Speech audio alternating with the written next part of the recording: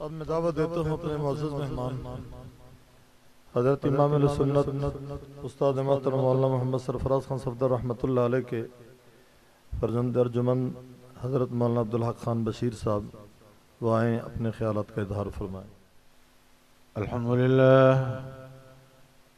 لله وكفى وسلام على عباده الذين اصطفى أما بعد أعوذ بالله من الشيطان الرجيم بسم الله الرحمن الرحيم ألف لام ميم ذلك الكتاب لا ريب فيه هدى للمتقين صدق الله العظيم وصدق رسوله النبي الكريم ونحن على ذلك لمن الشاهدين والشاكرين والحمد لله رب العالمين۔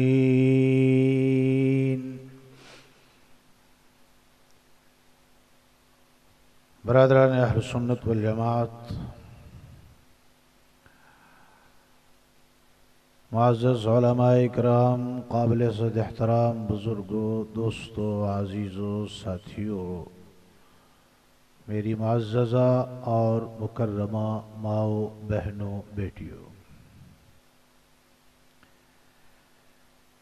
یہ دارالعلوم انوریہ کا سالانہ اجتماع ہے۔ علماء کرام کے بیانات آپ سماعت فرما رہے ہیں، اور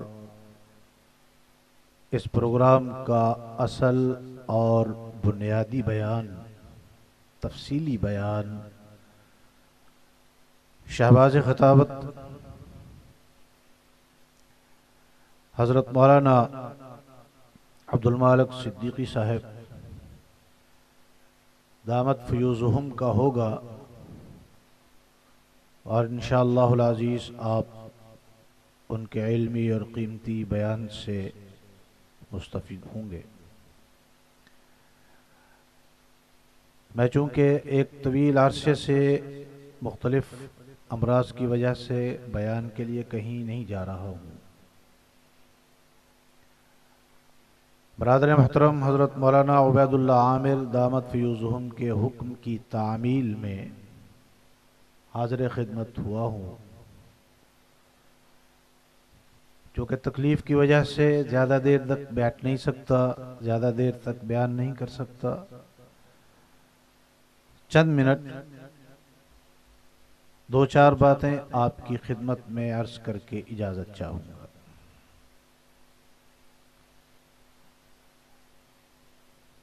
مجھے موضوع دیا گیا ہے فضیلت علم اور فضائل علماء۔ مجھے اس موضوع پر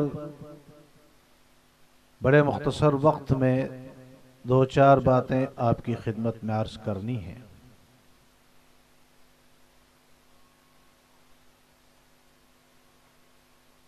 ہماری حضور نبی کریم صلی اللہ تعالی علیہ وسلم کے ساتھ دو قسم کی نسبت ہے۔ ایک نسبت ہے ایمان کی اور ایک نسبت ہے علم کی۔ ایک نسبت ہے ایمان کی جو پوری امت مسلمہ کو حاصل ہے، جو ہر کلمہ پڑھنے والے کو حاصل ہے، لیکن ایک نسبت ہے نبی کے ساتھ علم کی، جو صرف ان لوگوں کو حاصل ہے جن کے سینے کے اندر نبی کا علم۔ اس ایک جملے کے ساتھ آپ سمجھ سکتے ہیں کہ نبی کے ساتھ نسبت جو علم کی ہے اس کا حلقہ امت کے اندر ہر دور میں بڑا محدود رہا ہے۔ جن لوگوں کو یہ نسبت حاصل رہی ہے ان کا حلقہ امت کے اندر ہمیشہ ہر دور میں بڑا محدود رہا ہے، لیکن اس چھوٹے سے محدود حلقے کے بارے میں اللہ کے پیغمبر نے صرف ایک چھوٹا سا جملہ فرمایا ہے، العلماء ورثۃ الانبیاء۔ وہ لوگ جن کو نبی کے ساتھ علم کی نسبت حاصل ہے، اس امت کے اندر وہی ہیں نبی کے وارث۔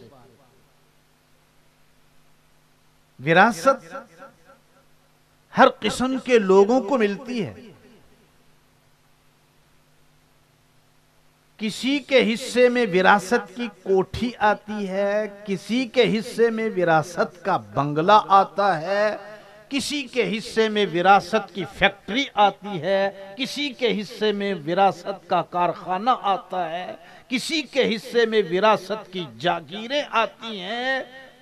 یہ چھوٹے چھوٹے سے حفاظ قرآن، چھوٹے چھوٹے سے بچے جن کے سینے کے اندر قرآن ہے، ان کے حصے میں باپ کی کوٹھی نہیں، نبی کا قرآن آیا ہے۔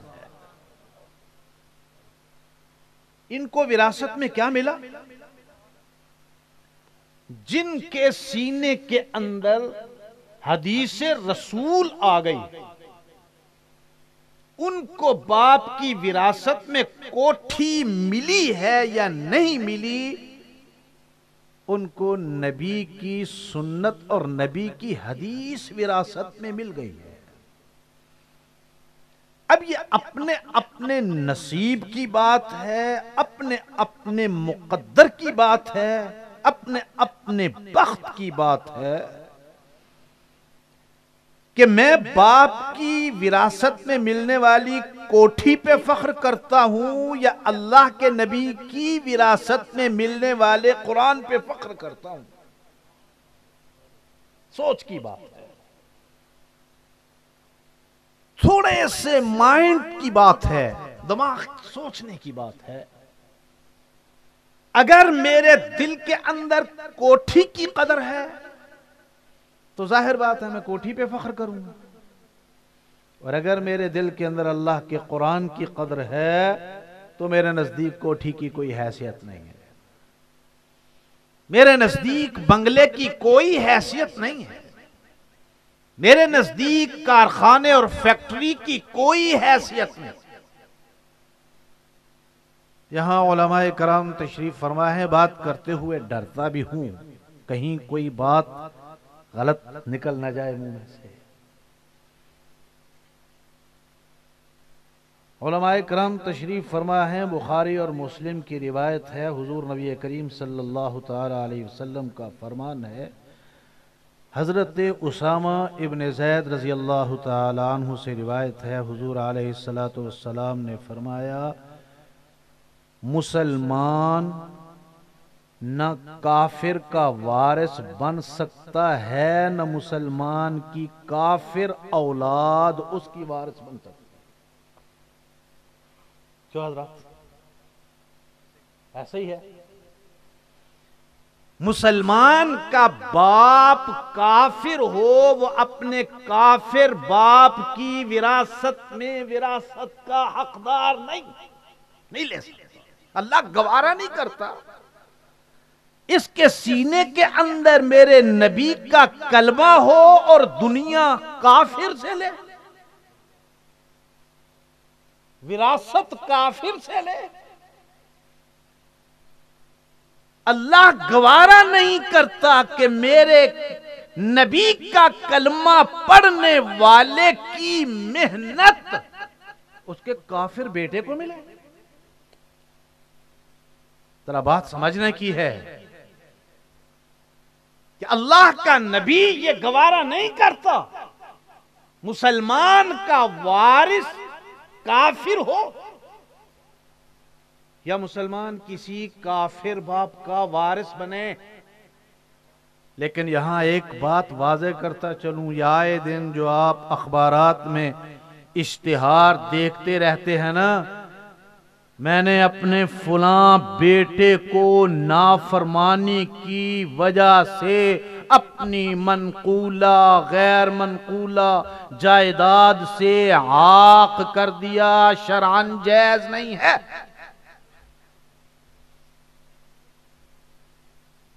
اولاد وارث اس وقت تک وراثت سے محروم نہیں ہو سکتی جب تک کہ وہ اسلام کے دائرے میں ہے۔ نافرمانی کی وجہ سے اسے عاق نہیں کیا جا سکتا، بے ادبی کی وجہ سے اسے عاق نہیں کیا جا سکتا۔ ہاں کافر ہو جائے پھر اس کا وراثت میں کوئی حق نہیں ہے، یہ ایک علمی بات ہے۔ میں جو بات کر رہا ہوں، خوش قسمت ہیں وہ لوگ، ممکن ہے ان کا باپ وراثت میں ان کو کوٹھی دینے کی بجائے ان کو 2 وقت کا کھانا بھی نہ دے سکتا ہو۔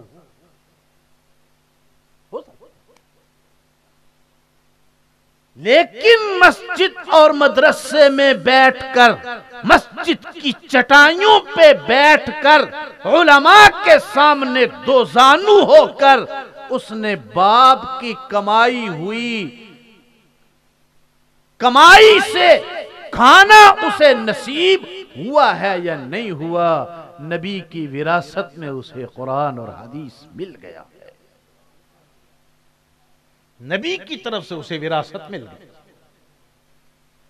تو یہ ہمیں دکھ ہوتا ہے، افسوس ہوتا ہے، بعض لوگ ہمیں احساس کمتری میں مبتلا کرنے کے لیے کبھی کبھی یہ شوشے چھوڑ دیا کرتے ہیں۔ قرآن حفظ کرنا اچھی بات ہے، حدیث پڑھنا بھی اچھی بات ہے، لیکن ان کو اعلیٰ تعلیم بھی حاصل کرنی چاہیے۔ علماء اگر ناراض نہ ہوں تو حقیقت یہ ہے کہ یہ کلمہ کفر ہے۔ ایمانداری سے بتائیے کہ کیا قرآن سے اعلیٰ تعلیم کوئی دنیا میں ہے؟ نبی کی حدیث سے اعلیٰ تعلیم کوئی دنیا میں ہے؟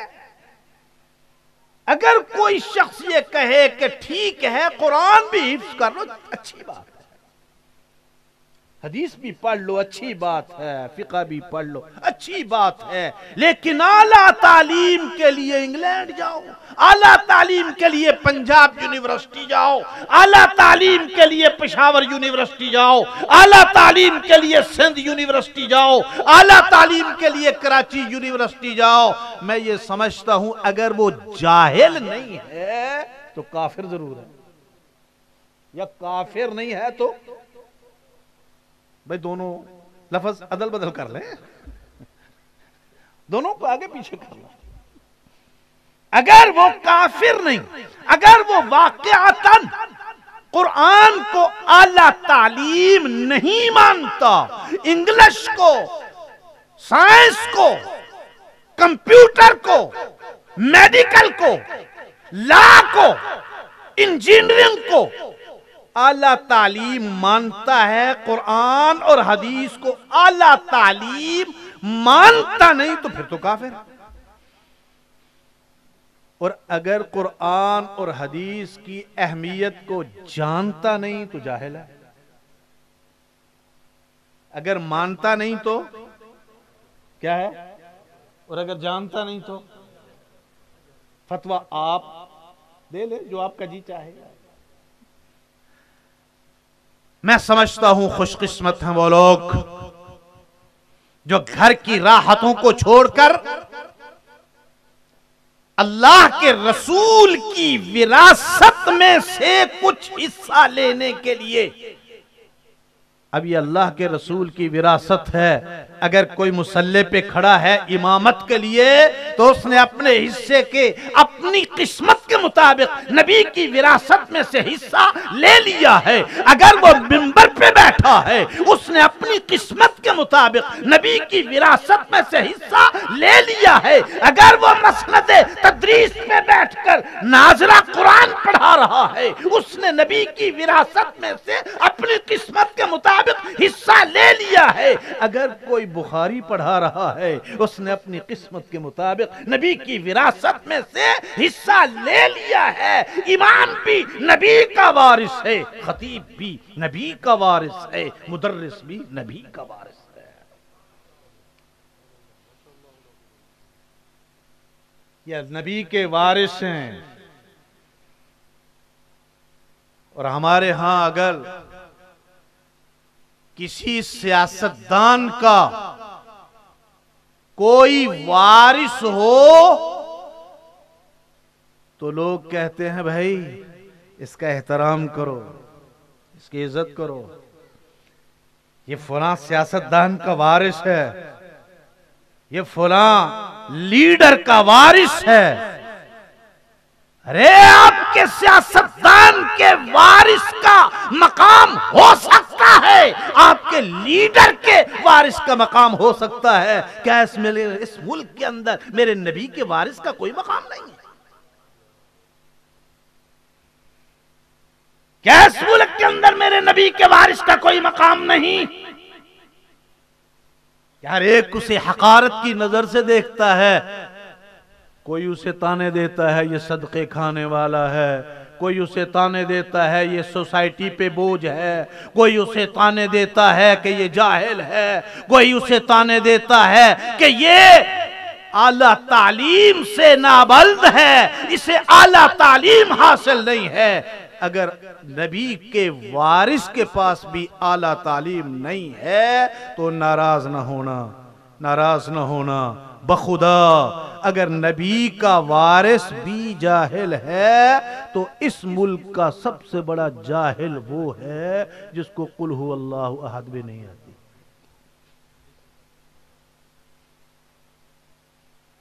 جو قل هو اللہ احد بھی پڑھے تو اسے وہ بھی نہیں آتی. وہ بھی جاہل ہے جس کا علم ایاک نعبد و ایاک نستعین سے آگے نہیں جاتا. وہ بھی جاہل ہے جو لا الہ الا اللہ محمد الرسول اللہ.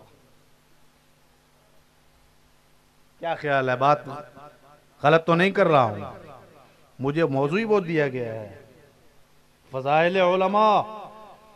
میں نے ان لوگوں کی فضیلت بیان کرنی ہے جو لوگ میرے نبی کے وارث ہیں، اور میرے نبی کے وارث وہ ہیں جن کے سینے میں نبی کا قرآن ہے، جن کے سینے کے اندر اللہ کی وحی ہے، جن کے سینے کے اندر نبی کی حدیث ہے، جن کے سینے کے اندر بخاری ہے، جن کے سینے کے اندر مسلم ہے، جن کے سینے کے اندر ترمذی ہے، جن کے سینے کے اندر ابو داؤد ہے، جن کے سینے کے اندر موطا امام مالک ہے، جن کے سینے کے اندر حدیث ہے، قرآن ہے.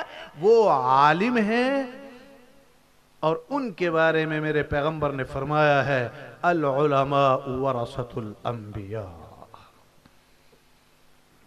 علماء کرام انبیاء کرام علیہم الصلاۃ والتسلیمات کے وارث ہیں.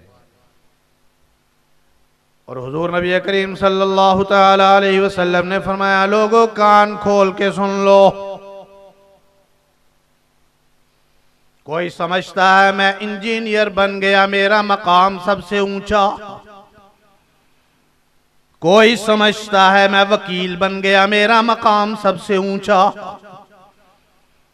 کوئی سمجھتا ہے میں پریزیڈنٹ بن گیا میرا مقام سب سے اونچا، کوئی سمجھتا ہے میں پرائم منسٹر بن گیا میرا مقام سب سے اونچا، کوئی سمجھتا ہے میں ایم این اے بن گیا میرا مقام سب سے اونچا، کوئی سمجھتا ہے میں MP بن گیا، میرا مقام سب سے اونچا۔ سن لو، مقام دینے والا وہ ہے، بتانے والا میں ہوں۔ میں تمہیں بتاتا ہوں مقام کس کا اونچا ہے۔ خیرکم من تعلم القرآن وعلم۔ مقام دینے والا کون؟ ذرا اونچی آواز سے اور اونچی آواز سے۔ بڑی دیر سے سوئے بیٹھے ہو، ذرا اونچی آواز سے۔ بڑی نیند کر لیا آپ نے، ذرا اونچی آواز سے۔ بڑی نیند کر لیا آپ نے، بڑا سو لیا، اب جاگو۔ خطیب اعظم آنے والے ہیں، میں تو ان کا راستہ صاف کرنے کے لیے بیٹھا ہوں بھائی۔ خدا کا پیغمبر کہتا ہے لوگوں کان کھول کے سن لو، مقام دینے والا وہ ہے، بتانے والا، ذرا اونچی آواز سے، بتانے والا میں ہوں، دینے والا میں تمہیں بتا رہا ہوں۔ مقام اس کا نہیں جو MNA ہے، مقام اس کا نہیں جس کے پاس لا کی ڈگری ہے، مقام اس کا نہیں ہے جس کے پاس میڈیکل کی ڈگری ہے، مقام اس کا نہیں ہے جس کے پاس انجینئرنگ کی ڈگری ہے۔ خیرکم من تعلم القرآن وعلم۔ لوگو کان کھول کے سن لو، مقام اس کا ہے جو پھٹی ہوئی چٹائی پہ بیٹھ کر قرآن پڑھانے والا ہے، پھٹی ہوئی چٹائی پہ بیٹھ کے قرآن پڑھنے والا، جو پرانی سی چٹائی پہ بیٹھ کے قرآن سکھانے والا ہے، اور پرانی سی چٹائی پہ بیٹھ کے قرآن سیکھنے والا۔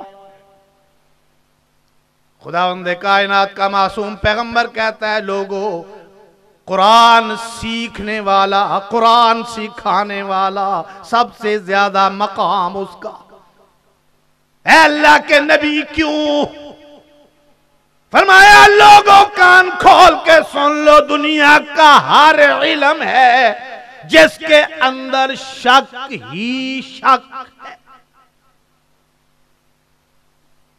لا کا علم ہے تو اس کے اندر شک، ذرا اونچی آواز سے اور اونچی آواز سے۔ وکیل بھی 10 دفعہ اپنی رائے بدلتا ہے۔ میڈیکل ہے تو اس کے اندر شک ہے، ڈاکٹر 10 نسخے بدلتا ہے، لیکن یہ وہ علم ہے ذالک الکتاب لا ریب فیہ، یہ وہ علم ہے جس کے اندر کوئی شک، ذرا اونچی آواز سے، کسی قسم کا کوئی شک نہیں ہے۔ تیری عقل میں آئے یا نہ آئے وہ الگ بات ہے، تیری عقل کی کمزوری ہے، مگر اس کتاب کے اندر شک۔